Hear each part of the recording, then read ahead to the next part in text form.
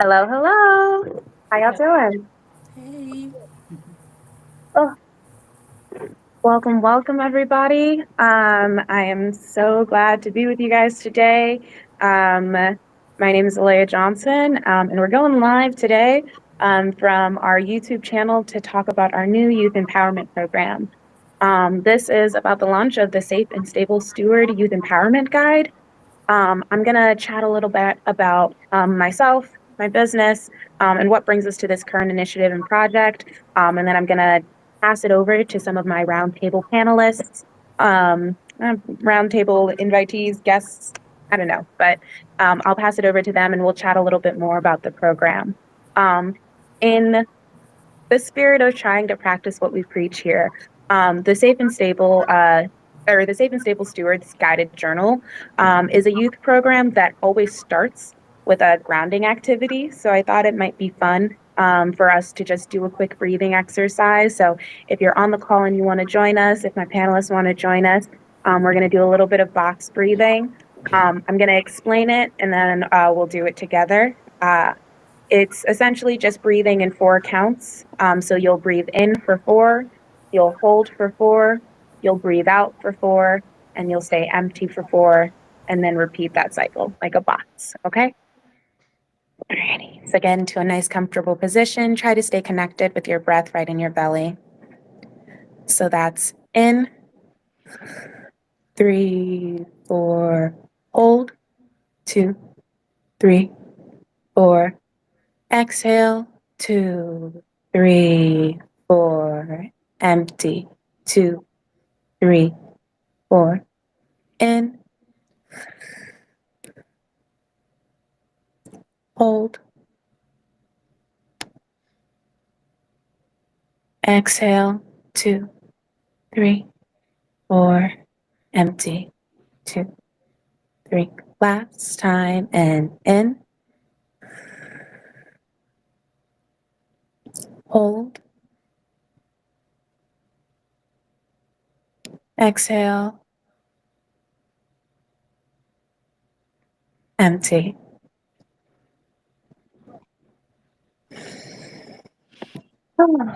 Okay, yeah. Just a little something to keep us grounded in this present moment. As I said, my name is Alea Johnson. The byline I give is that I'm a doula educator creative, but today I am here as the founder of Safe and Stable Co., which is a reproductive justice social enterprise that serves the greater Philadelphia area. We provide doula services, education, and community engagements. And this is something very particular and special to our education niche that we're expanding a little bit today. A little bit about my background and honestly what inspired Safe and Stable Co is that I'm actually a childhood sexual assault survivor. When I was pretty young, I had been abused, and I was actually too young to actually know what was going on, like so many others experience. And I didn't talk about it for a really long time. It took a really long time, actually. It wasn't until I got to college and I was then harassed by a faculty member on campus that it kind of just became too much. But at the same time, with the prevalence of sexual harassment on college campuses, there's actually a lot of restorative justice practices that really opened up my healing in an entirely new way. I had been in the process of studying international relations and political science because I've always, really believed in equity and justice and wanting to fight for anti-discrimination and all of the things. But feeling in real time what it meant to have like my material conditions met, to have community really coalesce around me by really implementing those restorative justice principles, it, as I said, it just changed the way that I saw healing. And it changed the way that I saw the kind of building and equity work that we need to be able to build a better, safer, and more stable world. Um, and so it really pointed me in the direction of reproductive justice, just because I started researching like Black maternal mortality and all of the things. But in regards to my own personal healing, it opened me up to being able to have conversations with my family. So as I returned back home after college, I was able to engage in conversations with the community members that it involved, and really, get into like really deep therapy and healing work and somatic practices. and really do a lot of assessment about my values and how I build community and connections, and seeing how much of the patterning had to do with my trauma and all of the things, and being able to move through it to find better ways. And so with this particular initiative, I want to try to make that a little bit easier for folks before it has to lead to like years of silence and the cycles of shame and blame that often keep people quiet.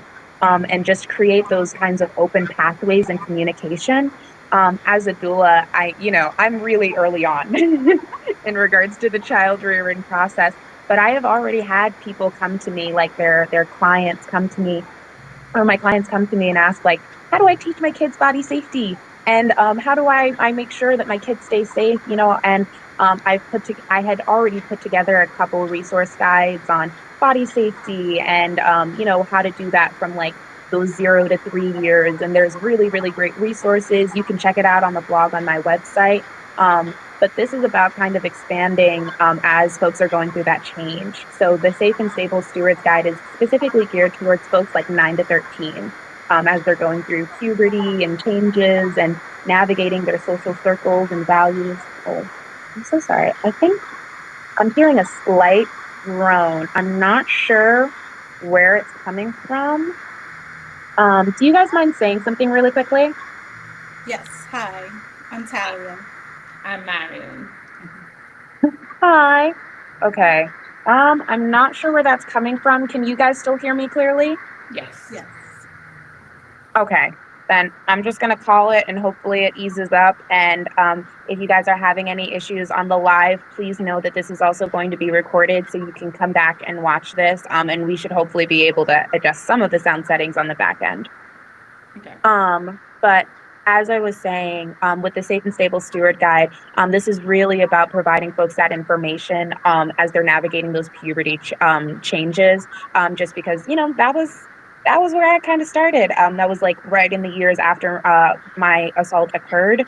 And so when I think about what in particular made it difficult for me to be able to like step up and come forward, that was the issue that I wanted to address. And the thing about reproductive justice, it's all about the right to have kids, the right to not have kids, and the right to raise your kids in safe and stable conditions. And it's also supposed to be specifically informed by the kind of experience you're going through. Like when you're doing organizing work, when it is grounded in the things that you have actually experienced, I think it makes it so much more meaningful and so much more relevant.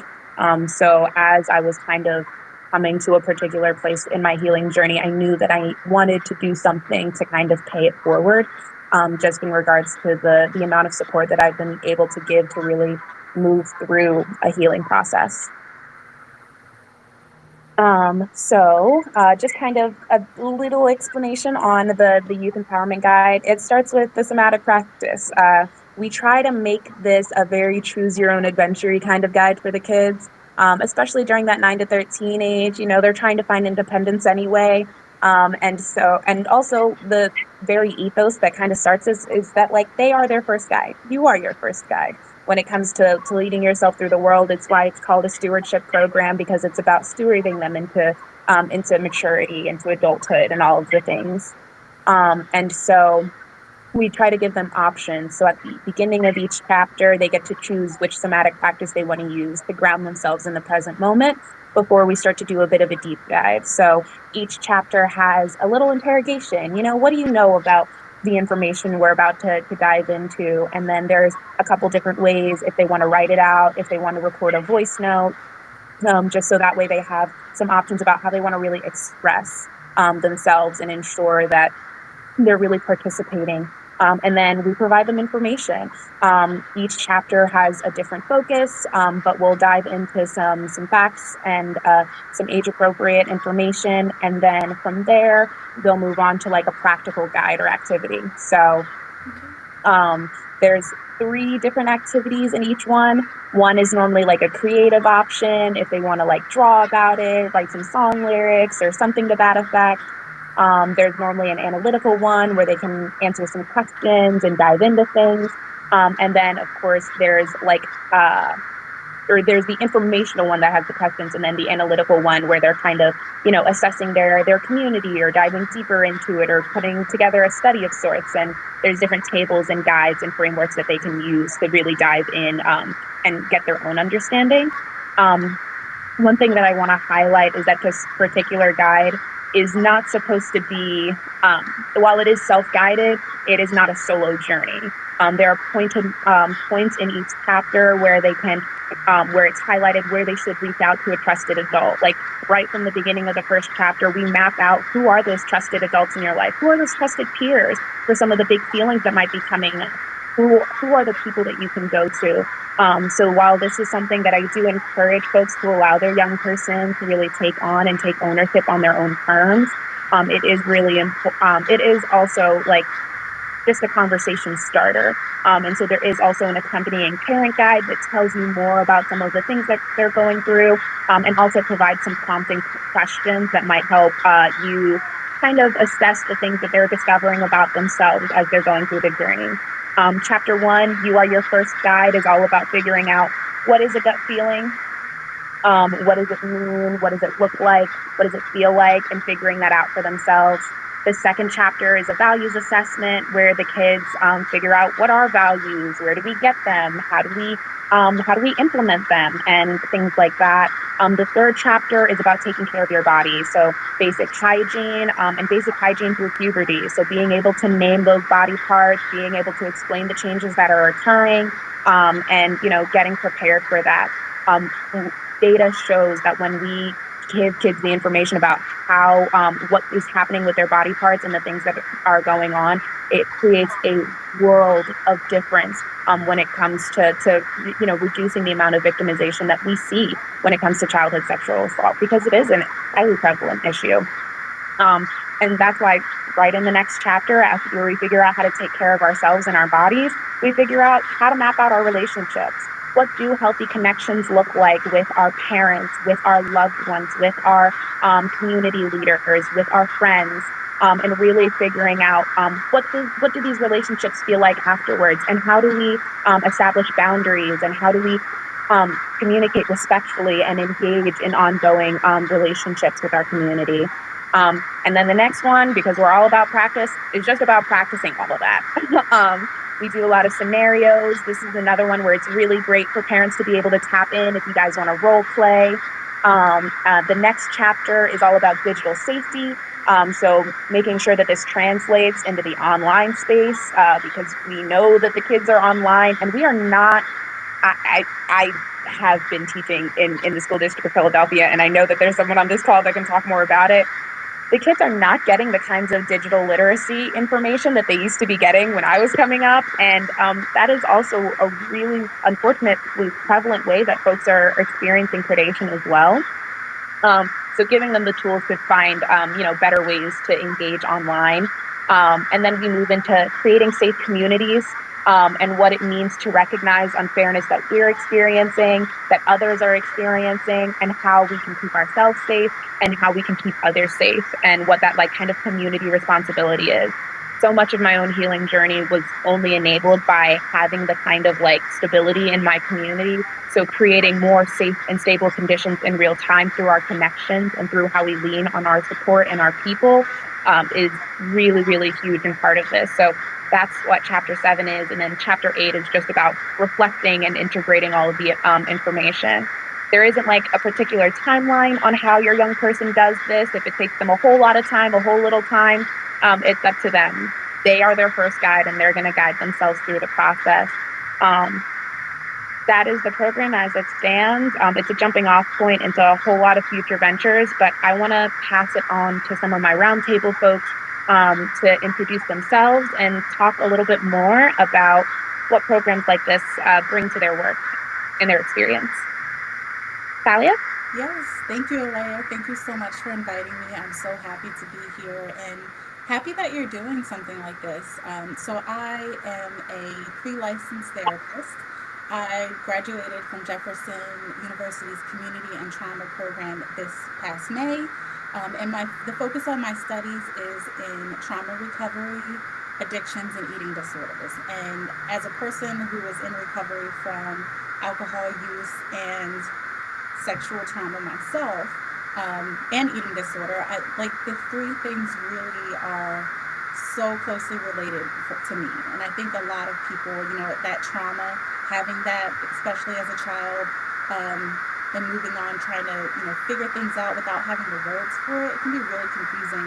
And a lot of times it does lead to these other maladaptive behaviors like addictions, eating disorders, you name it. Like tons of that is out here, right? And so I just, I am a big advocate for spaces that empower people, especially like people of color, young people. My sweet spot is like emerging adults, people who maybe need a little bit of guidance along the way because as young people, they don't have the words and we don't get taught coping skills, how to trust ourselves. And I love that the first chapter of, the first tenet of your journal is that you are your own guide because looking back to my experience and in working with others, that voice inside that says like something's not right, that is so important. And people on the outside will often try to silence that or say it's not important.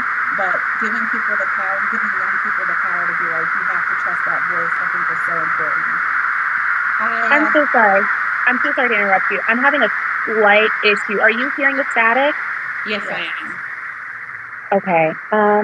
Let's see. Can you hear me? I'm having difficulty hearing you now, Talia. Okay. Can you hear me? That's much. I can hear you much clearer now. Okay. The static Yes. has reduced a little. Yeah. Mhm. Okay. Okay. Okay, Awesome. we're good.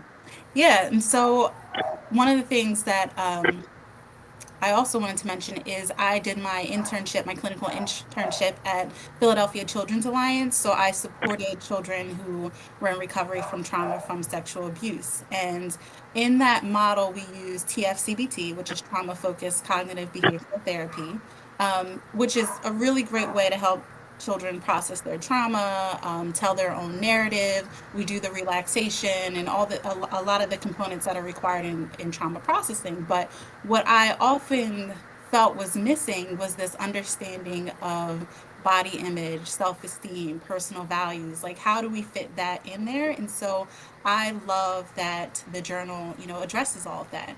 Um, and as therapists, there's only so much we can do. We have an hour once a week, if that, right? Life happens, so sometimes cancellations happen and, all the things. And so there's only so much that we can do in an hour, and it's a very long process. And so anything that can support people outside of the therapy space, I am such a huge advocate for that. And so having a journal that's self-guided, where they work with the parents, and that's important too. Stats say that when a child has a caring caregiver or trusted adult or someone who believes them and can help them with the process, they are more likely to recover from that trauma experience and move on with healing, faster. And long term, that means maybe fewer adults with like addiction issues and eating disorders and mental health. And so, yeah, I see this as preventative. And I think it's just so much good work, and it definitely aligns with everything that I do. So I really appreciate being here today. Thank you so much for joining us. I want to pass it to the next panelist, and then we can just chat a little bit more about our experiences. Well, good morning. My name is Marion Smith Baker. Thank you for having me here to launch the Safe and Stable Steward Guided Workbook. I'm the mother of the esteemed Alea Johnson, the founder and the advocate of the workbook. A little bit about myself. I am an educator. I've been in the profession for over 30 years. I started my education journey in Jamaica, where I was a high school teacher, taught for 9 years. In the US, I earned my first master's in secondary education, got my certification also, and I went on to Arcadia to get my principal certification. So I've been in education basically half of my life, right? And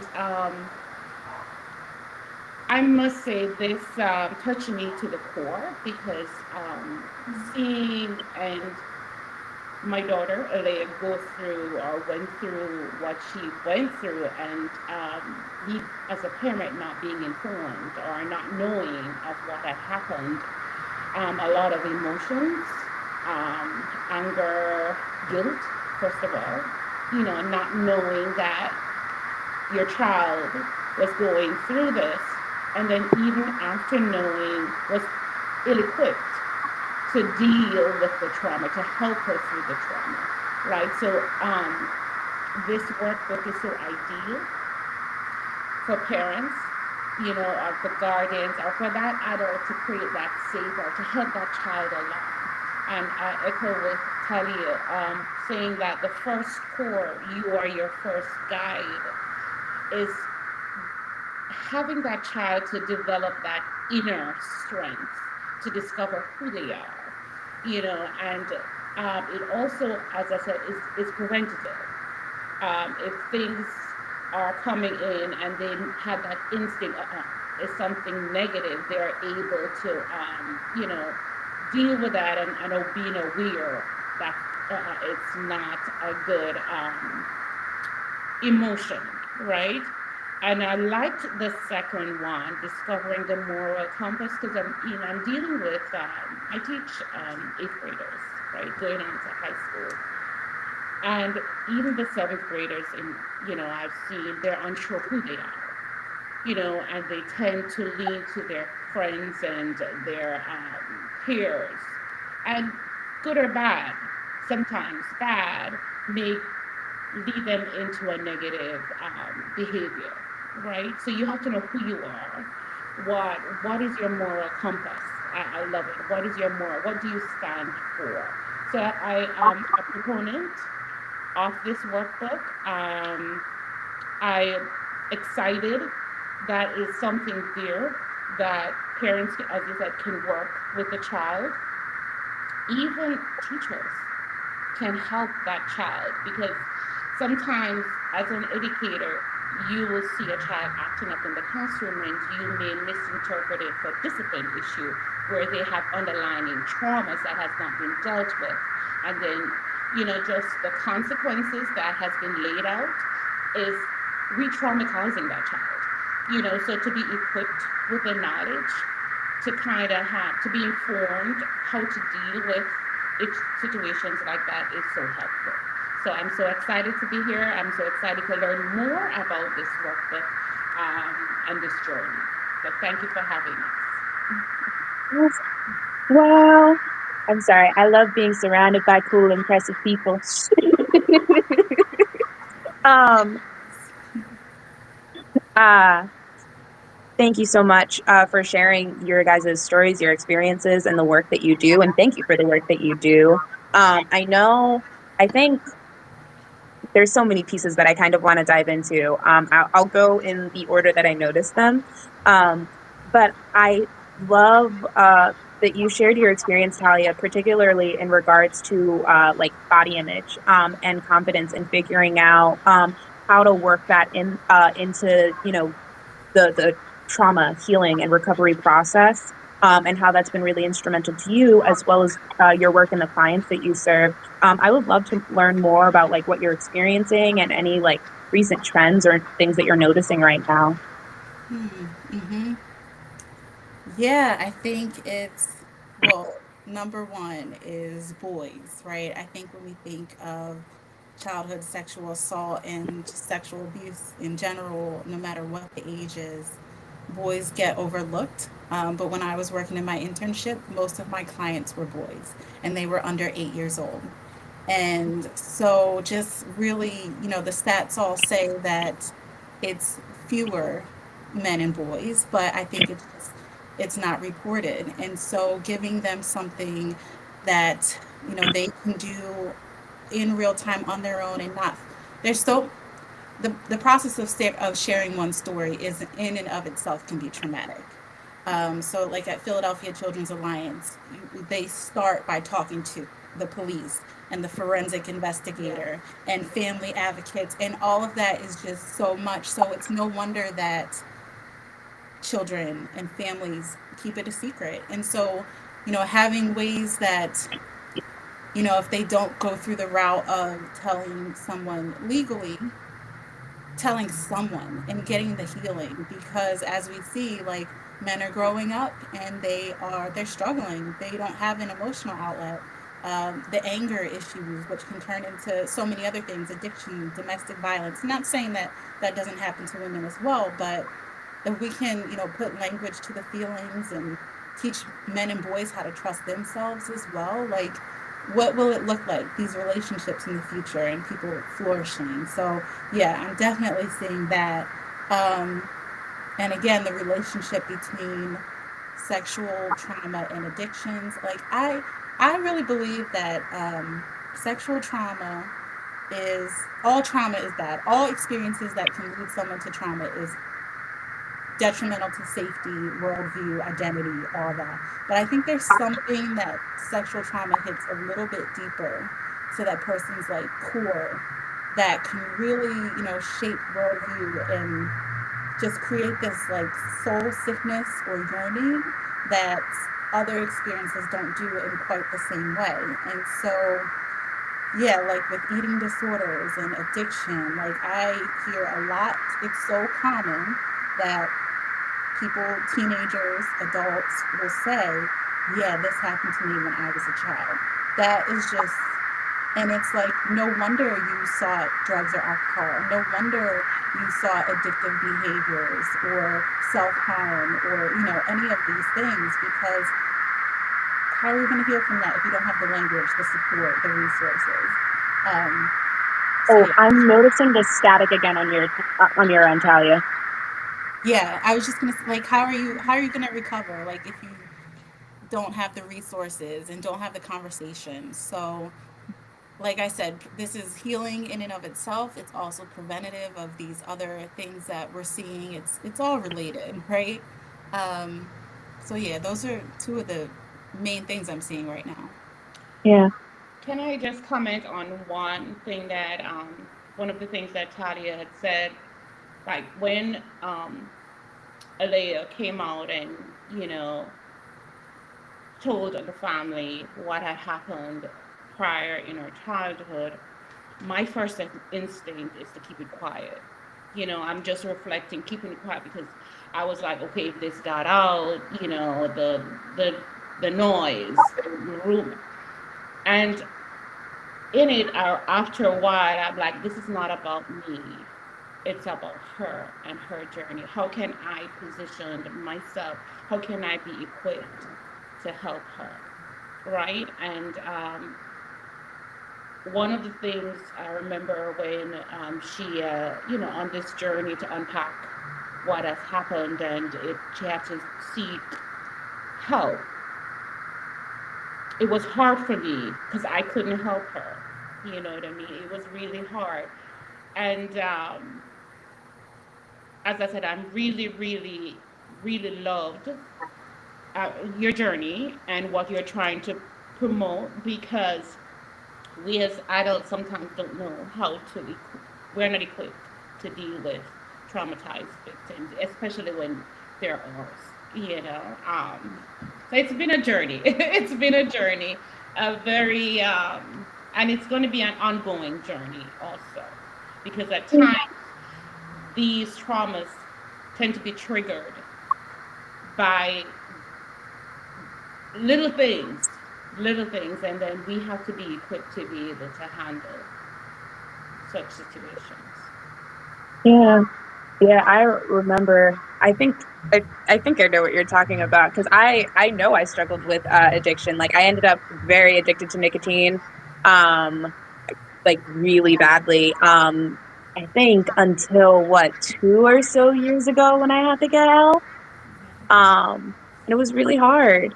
Like there are so many maladaptive patterns that people pick up, and you're just trying to cope. And the thing, and you're so right about the fact that it's a community hurt because as much as like, yes, this is my journey and figuring out my healing and being able to express what I need and advocate for myself and ask for that kind of support has been a thing. Um, but it's also like when especially when it comes to childhood sexual assault is that like more often than not, it is something that is happening within your community, which I think is one of the reasons why we are so big on trying to like keep it quiet. And that's something that happens with like child psychology. Like kids' brains are wired for protection, and they know that their protection is like tied to the safety and their loyalty to the caregivers around them. So that's why more often than not, perpetrators happen to be someone within, your trusted family network, which is why part and parcel of this is being able to like map out those relationships so that way you can identify when sometimes those relationships might not be the most positive, but simultaneously also like leaving space for the fact that like you know adults are people. And one of the big things that I highlight in the reflection and integration chapter is that like you are doing this work. Being an adult is just doing this work over and over again, and so we are learning about new patterns and new behaviors and new ways of being, so that way we can have like more like authentic connections where we're able to show up and tell people what we need and what we need help holding, and also just like safer ones where we're engaging with each other in better ways. Um, and I did also want to highlight, I love that you brought up the fact that boys are underreported, because they are. Boys are underreported, and the ways that like identity is like weaponized against male victims is something really to be discussed and talked about. And I know one of the things that I highlight in the book, since it's 9 to 13, it's mainly talked about as like unfairness, but the role of identity, whether it is gender, race, class, or what have you, and how that shapes the expectations that kids have, and the ways that they're treated, is something that gets like talked about in the book, so that way they can be like, hey, that is weird. And when they notice that unfair treatment, they can highlight that, because that was something for me. Like one of the things that made it so hard is the ways that like we have a tendency to like call girls fast over literally everything. Literally everything. And like we don't even necessarily know that that little girl might be blaming herself over this, that, or the third. But when we're reinforcing it, it makes it even harder, Yeah. And that's what I love, the reproductive knowledge part, the education about bodies, because normalizing what the thoughts, the developmental things that happen at any age, like um, even before age 9 to 13, right? Like just putting the language to that, so there isn't so much shame tied to body changes and how we view, a child doing normal child things, but we don't talk about it enough.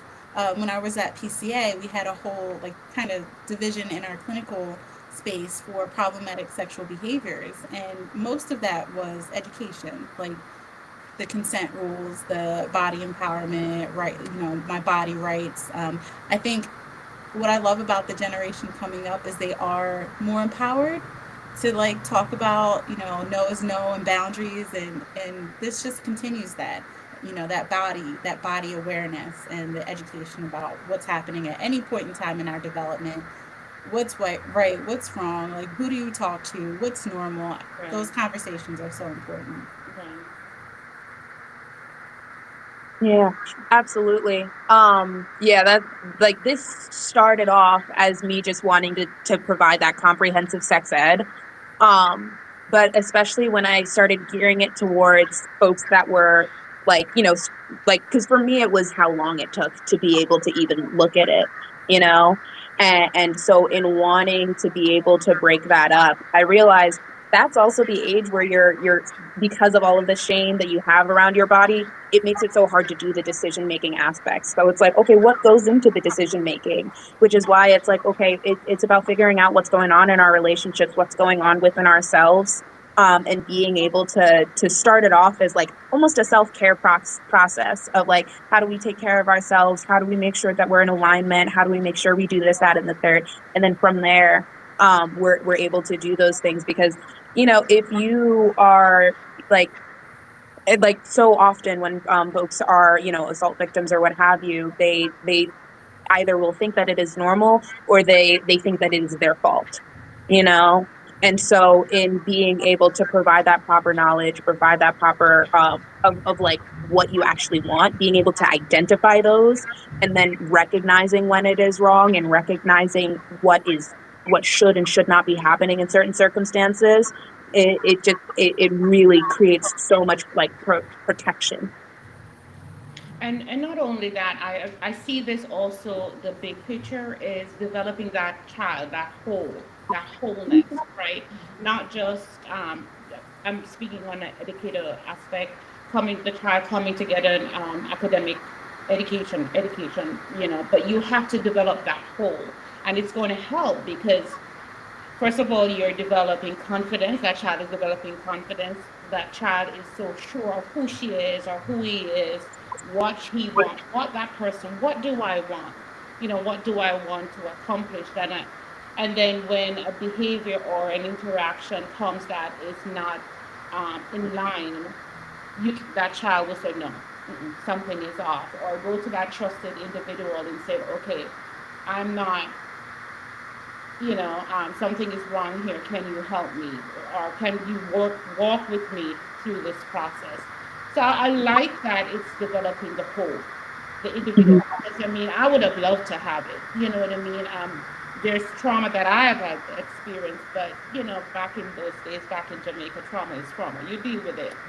But with our kids nowadays, it has to be dealt with, and they have to know how to go through it. So I'm thankful that this is there, and I'm hoping that it really can launch off into the education setting, especially when we're dealing with these innocent 9 to 13-year-olds. And I will say, because I know that's also, because you're in the middle school space and also just your role as an educator, I would love to know more about some of the things that you see in your work as well, and the ways that this might be helpful.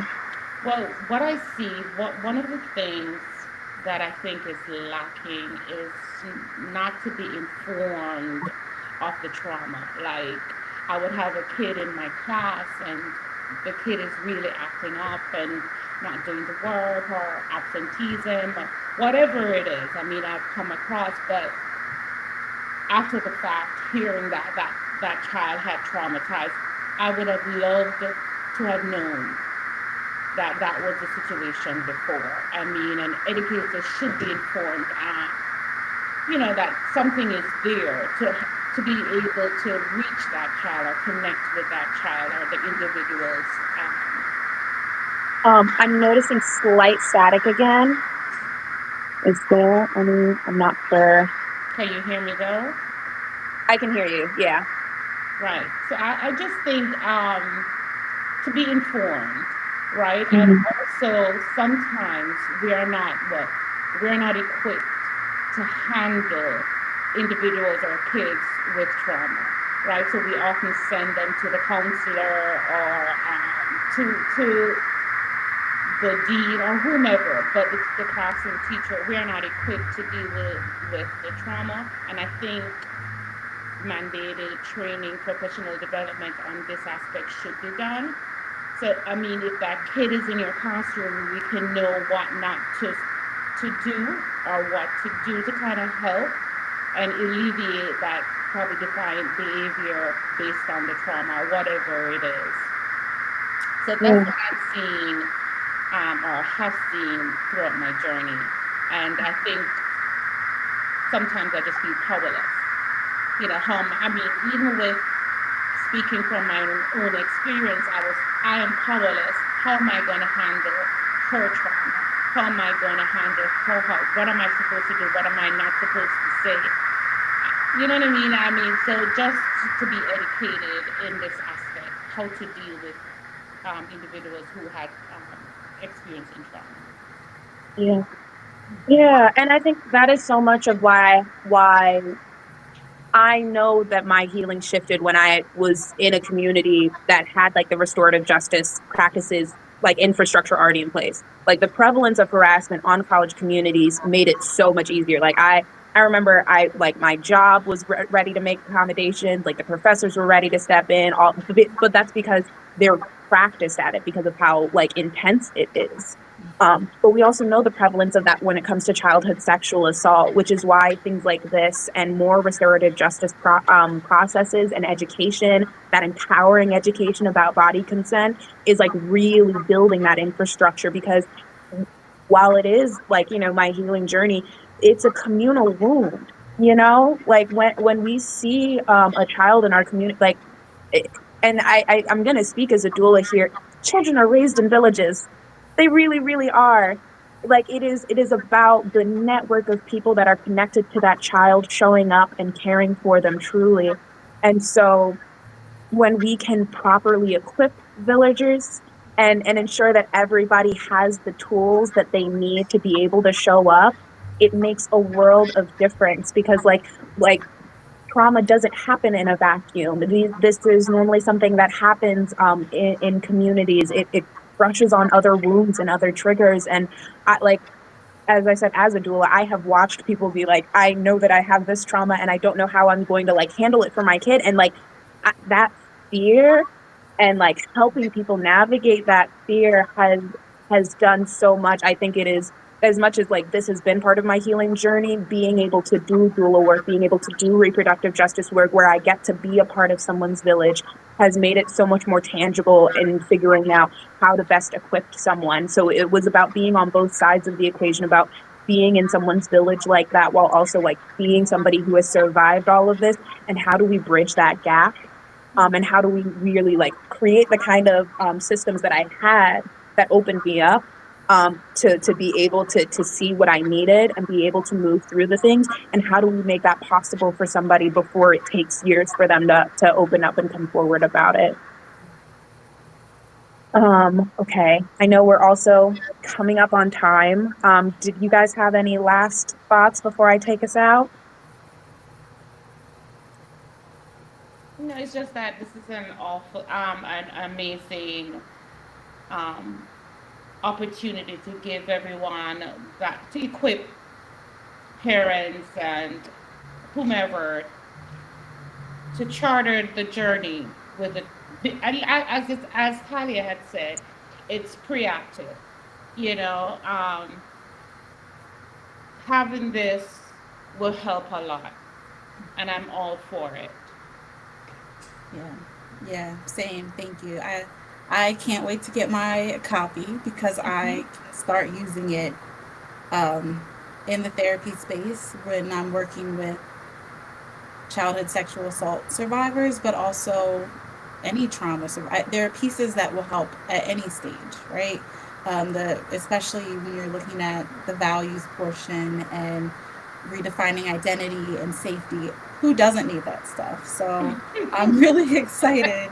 The young and the old. Right, exactly. Yeah, so many settings. I'm already envisioning the people that I could be like, hey, let's look at this, right? So yeah, I'm really excited. Yeah, me too. That makes my heart so happy. I'm very excited. Thank you guys for being part of the launch of this journey. I can see this book expanding. I want to see an older version where we can talk about this, because especially them older kids are having to deal with like domestic violence in those opportunities, figuring out the younger version of this where it has those body safety elements, and putting together real restorative justice practices for survivors. And there's so much collaboration and community and connection to be made off of tools like this. And it means everything in the world to me to be able to like move that forward, because this is my healing journey, and being able to step up and create something for the little girl that didn't know how to handle this so many years ago is actually a dream come true. So thank you guys for being here. Thank you to all the folks that are watching. You can purchase a digital copy of the journal at safeandstableco.com. It goes live in another like 15 minutes at 1. But feel free to tap back in, follow us on socials and all of the things for updates and changes and the next steps of this. But thanks again. Keep up the good work. Yes, thank you so much. Thank you for having me. Absolutely. Thank you, guys. Bye.